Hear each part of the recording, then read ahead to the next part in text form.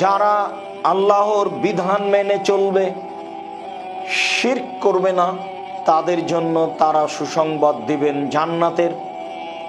আর যারা এক আল্লাহর ইবাদত ছেড়ে দিয়ে আল্লাহ তাআলার শরীক করবে, অংশীদার স্থাপন করবে, ইবাদতে বিদআত করবে, তাদের জন্য ভীতি প্রদর্শন করবেন জাহান্নাম। অত্র আয়াতে আল্লাহ তাআলা পরবর্তীতে নবীগণকে পাঠান। এটাই প্রমাণ হয় যখন মানুষ এক আল্লাহর ইবাদত করতে ভুলে যায়, ভুলতে বসে। আল্লাহ তাআলা অন্য জায়গায় বলেন, ওমা কানান নাসু ইল্লা উম্মাতান ওয়াহিদা ফাখতালাফু। পৃথিবীর সমস্ত মানুষ ছিল একটি সম্প্রদায়, পরবর্তীতে তারা মতবিরোধ করে। অত্র আয়াতে এটা বোঝা যায় যে এক সময়ে মানুষ মতবিরোধ ছাড়াই, শিরক বিদআত ছাড়াই এক আল্লাহর ইবাদত করত।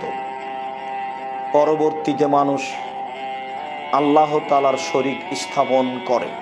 পরিস্থিতি নূহ আলাইহিস সালামের যুগে বা তার আগে থেকে এমনটা হতে পারে, যার কারণে যখন নূহ আলাইহিস সালাম দাওয়াতি কাজ আরম্ভ করলেন, আর ওই সময়ে আল্লাহকে ছেড়ে দিয়ে মানুষের মূর্তি তৈরি করে ইবাদত করা হচ্ছিল, নূহ আলাইহিস সালাম তাদেরকে পরিত্যাগ করতে বললেন।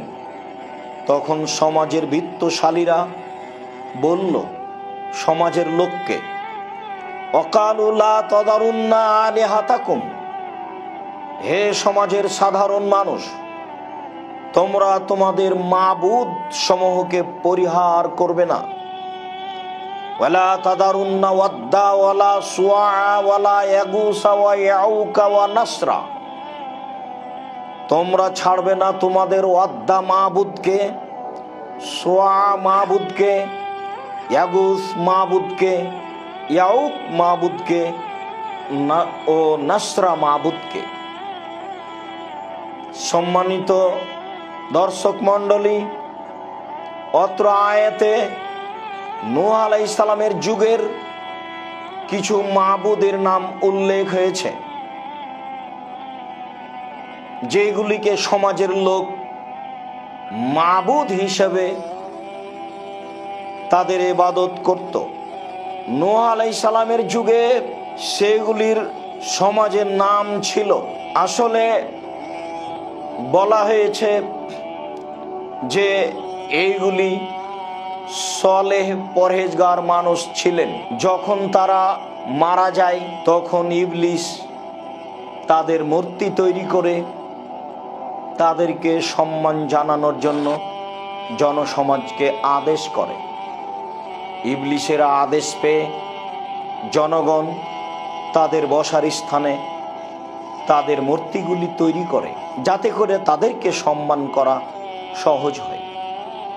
যারা মূর্তি তৈরি করলো তারা যখন সমাজ থেকে বিদায় হয়ে গেল, তখন এই ইবলিসই আবার পরবর্তী সমাজের লোককে বলল যে তোমাদের পূর্বসূরি যারা চলে গেছে তারা এইসব মাবুদের ইবাদত করত, তোমরাও তাদের ইবাদত